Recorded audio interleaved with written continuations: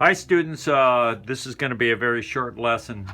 What I missed in lesson 28 is some people are saying, what's wrong with working from an iPad or an iPhone? So if I take a picture, I have a photograph, this is my iPad, I have a photograph here of Charles, and what's wrong if I paint with that? Well, let me show you. And here's a photograph of, so this is what I normally do. I would never work from this. No way. That's just has too many problems. Let me explain why. This is what you want. You want to print up a high quality print of what it is you want to work from. And what I have here is, let me show you the difference. If we take this photograph here and we put this right next to, I'm going to use my squares, and we're going to put one square here and one square here.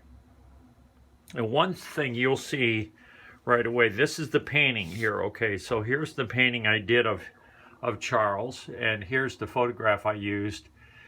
One of the first things we'll notice is that the color usually is going to be quite a bit different. Now you need a good printer, but if you look at the differences here in color, the color in the iPad is just not, sometimes it can be good, maybe not, but depending on the lighting in the room, let me show you what happens if you don't have good lighting in your studio and you're working like this.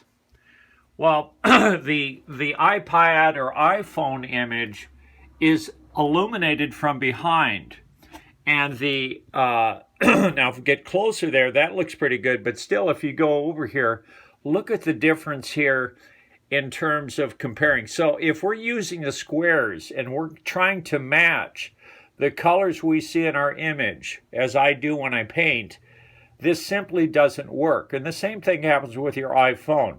So I get these inquiries saying, why can't I work from my iPad?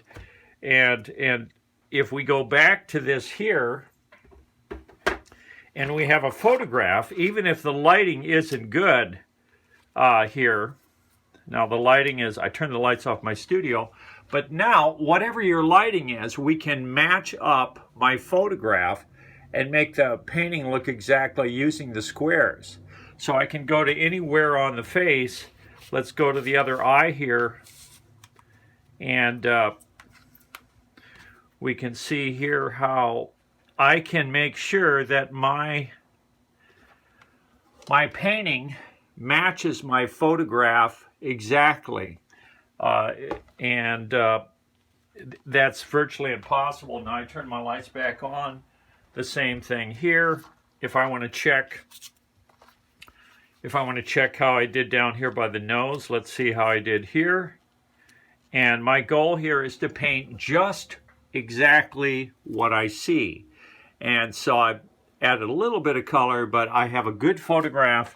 It makes a huge difference. Now so here's my photograph. Now we get into a totally different issue, is my style of painting portraits usually involves painting part of the face just the way it looks, and then part of it I completely make up. So this gets into something I've covered in other lessons. But how do I decide? Again, the main purpose of this lesson is don't use an iPad or an iPhone. That's ridiculous. It's not going to work unless you're an advanced painter. You can use it, but you want a good print. And then if you want to, I've covered this in other lessons, but you can put a piece of glass over the top of your, I use glass, you put a piece of glass over the top of it, and now we can start experimenting with how to edit the background.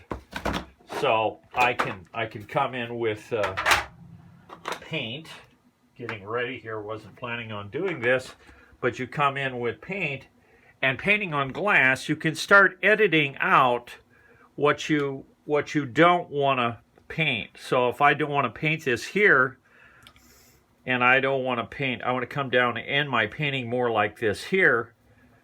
So this gives me a rough idea by painting on glass where I want to possibly head with that. So we have that, I need to get a rough idea. How am I going to come up with a composition? So I experiment. This is a piece of glass. I paint on it very thick, and you use that, and you can come up with a rough idea how you might want to edit that photograph. And of course, you can see what I've done here